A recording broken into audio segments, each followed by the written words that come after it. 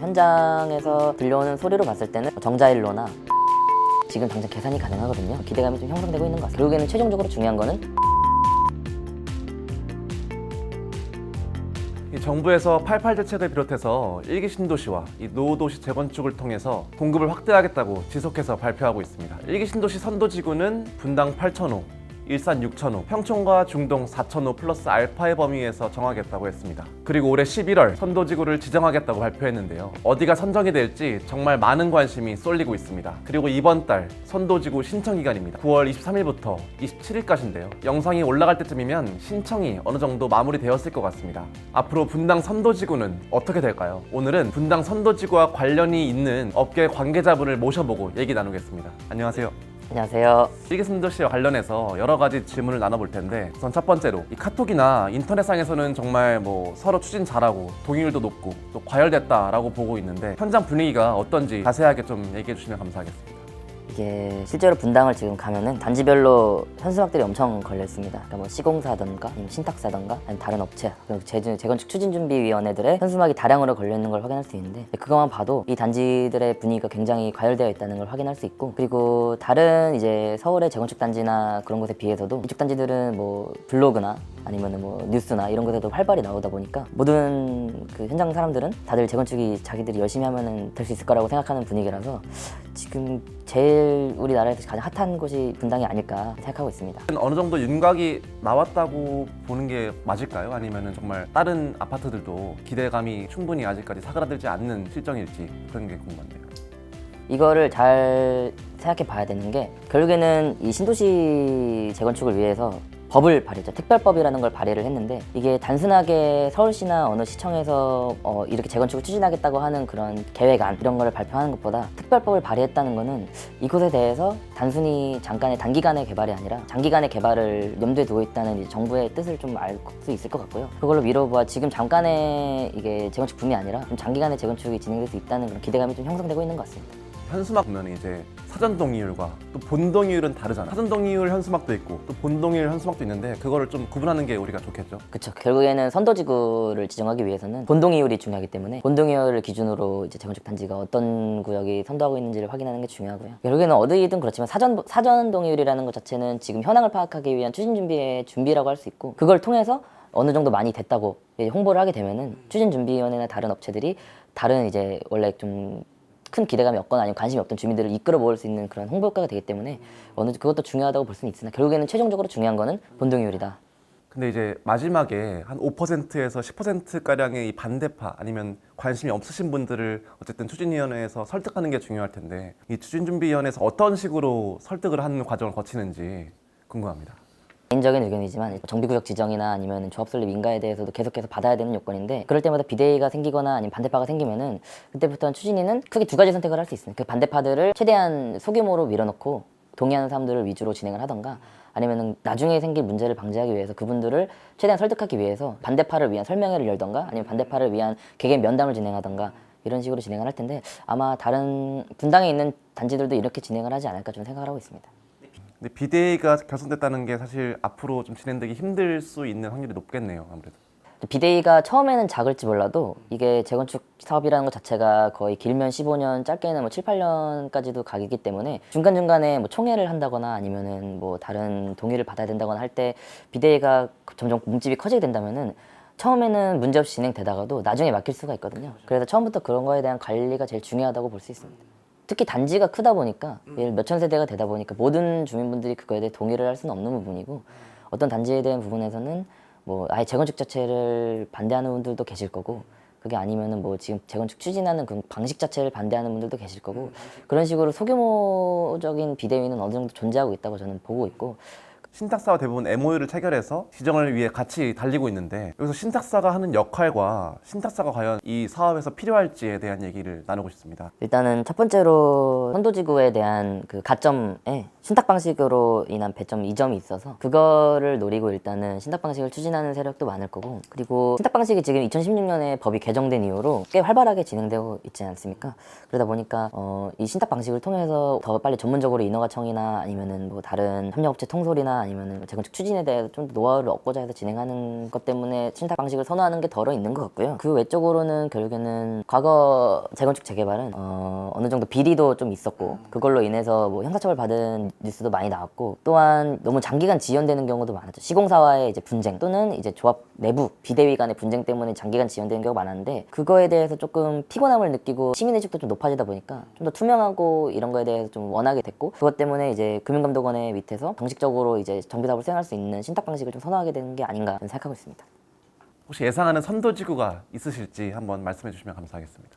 단지나 이제 세대수 그리고 현장에서 들려오는 소리로 봤을 때는 뭐 정자일로나 뭐 양지마을 혹은 이제 시범 그 더시범이나 시범 1구역 중 한 곳이 좀 될 수 있지 않을까. 그 외에는 뭐 다 어떻게 판단하냐에 따라 좀 다를 것 같습니다.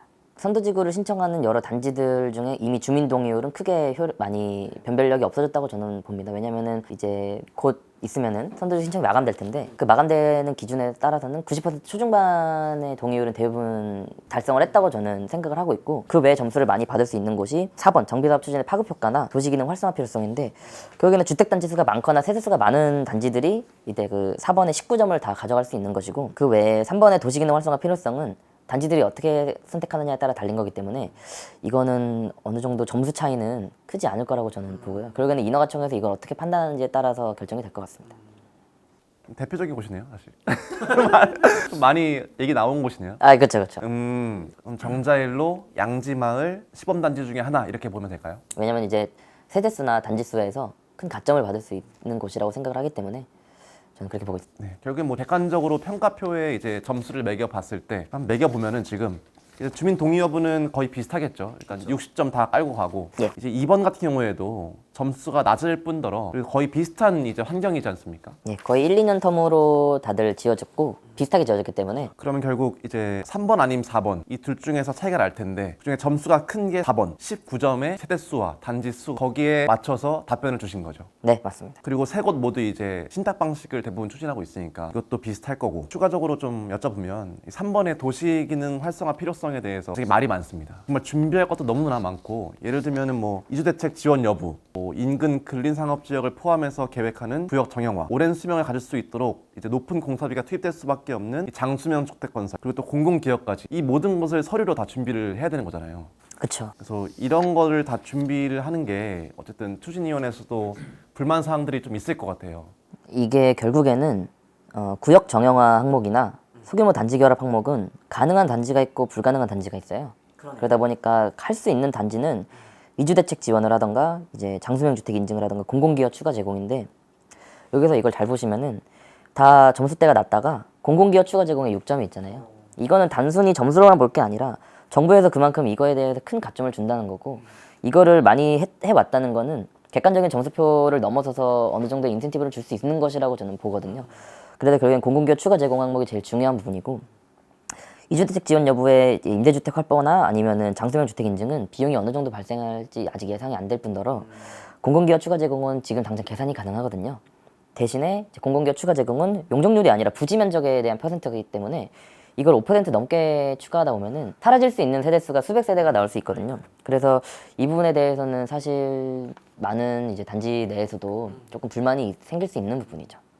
이런 걸 다 추가하다 보면은 사업성이 굉장히 떨어지니까 그리고 뭐 이런 장수명 주택이나 그리고 이주대책 이런 게 다 사실 공사비고 돈입니다. 그렇죠.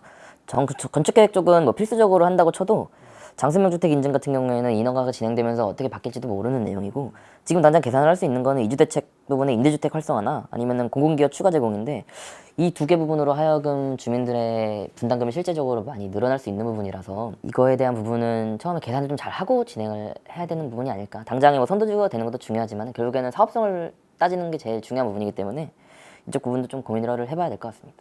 서류를 작성할 때 뭐 준비위원회에서 똑똑해야 되고 일단 신탁사가 이런 거에서 도움을 많이 줘야겠는데요. 어느 정도 결국에는 MOU를 맺고 있는 신탁사가 제일 도와줄 수 있는 명분이 클 것 같고 왜냐면 그 신탁사가 어느 정도의 노하우를 갖고 있냐에 따라서 이 부분이 빨리 진행될 수도 있고 적게 진행될 수도 있다 보는 거다 보니까 많은 뭐 지금 당장 재건축 추진준비위원회들의 노하우도 어느 정도 저는 다른 재건축이나 재개발을 진행하고 있는 우리 대한민국의 다른 단지들보다도 노하우가 좋다고 생각하지만 최대한 신탁사를 많이 활용하는 게 단지들의 큰 도움이 되지 않을까 싶습니다. 세대수가 많다 보니까 단순한 우편 비용이나 아니면은 뭐 연락을 돌리는 체계나 아니면은 뭐 홍보 용역이나 또는 인허가청과의 계속적인 주기적인 협의라던가 이런 게 결국에는 노하우가 있는 사람들이 할 수밖에 없거든요. 그래야지 빨리 진행할 수밖에 없고 어떤 단지는 신탁 방식으로 MOU를 맺고 진행을 하고 어떤 방식은 조합 방식으로 추진하게 된다면은 그 초기 단계 속도전에서 좀 신탁 방식이 좀 많이 유리하지 않을까. 좀 디테일한 면에서 어쨌든 계산기만 두들겨서 나오는 수치가 아니잖아요, 이런 게. 그렇기 때문에 신탁사에 어쨌든 도움이 있는 게 진행 상황이나 가점 부분에서도 도움이 될 것 같습니다. 무조건적으로 신탁사를 선정해야 된다는 건 아닌데 이미 뭐 MOU를 체결한 곳이 있다면은 거기는 최대한 신탁사를 많이 활용을 해야 좀 더 빠르게 재건축이 추진될 수 있다고 생각합니다. 그 예전에 그 아직 이 세부 사항이 나오기 전에 이 역세권인 것도 중요하다라는 말이 있었는데 그 부분은 사실 평가표에는 있지는 않잖아요. 그러면 그 부분은 좀 제외하는 게 맞을까요? 당초에 나왔을 때는 역세권이 굉장히 이제 중요했어서 이제 그것 때문에라도 시범 1구역이나 이제 양지마을 또는 정자일로 쪽이 이제 미금, 순회, 서현과 가까운 역세권 단지다 보니까 될 거라고 크게 다들 보셨는데 배점표가 나오고 난 뒤에는 그거에 대한 부분이 크게 내용이 없어서 이거는 인허가청에서 배점표 외에 평가 항목으로 생각할 수도 있고 아니면은 단지들 간의 형평성 때문에 제외한 거라고 볼 수도 있고 이거 결국은 어떻게 판단을 하냐가 중요한 관건이 될 것 같습니다. 그러니까 이게 크게 막 작용할 것 같지는 저도 잘 모르겠네요. 예. 한솔마을도 인기가 많은 편이었잖아요. 여기는 아쉽게도 좀 제외가 된 것 같습니다. 개인적으로 보시기에. 일단은 거기 부분도 주민 참여율이나 주민 동의는 어느 정도 확보한 걸로 저는 알고 있고요. 결국에는 4번 이게 통합정비 참여주택 단지 수와 참여 세대수에서 세대수에서 다른 단지 대비해서 낮은 점수를 받게 되다 보니까 이게 점수적인 부분에서 살짝 차이가 날 수밖에 없고 그러다 보니까 이제 도시기능 활성화 필요성에서 어느 정도의 가점을 확보할 수 있는지가 한솔마을의 이제 주 안점이 될 것 같고요. 뭐 주민 동의로 본다면은 결국에는 최종적으로 어느 단지가 가장 많은 동의를 얻을지 모르겠지만 배점적인 부분에서는 큰 차이가 없다 보니까 결국에는 이것도 배점표만이 아닌 이제 인허가청의 그 주관적인 견해가 좀 들어가야 한솔마을도 어느 정도 가능성이 있다. 물론 이 가능성이 없는 단지는 아닌데 어떻게 확신을 할 수는 없다. 저희는 배점으로만 지금 확인할 수 있으니까. 정자일로 뭐 양지마을 그리고 시범 얘기해 주셨는데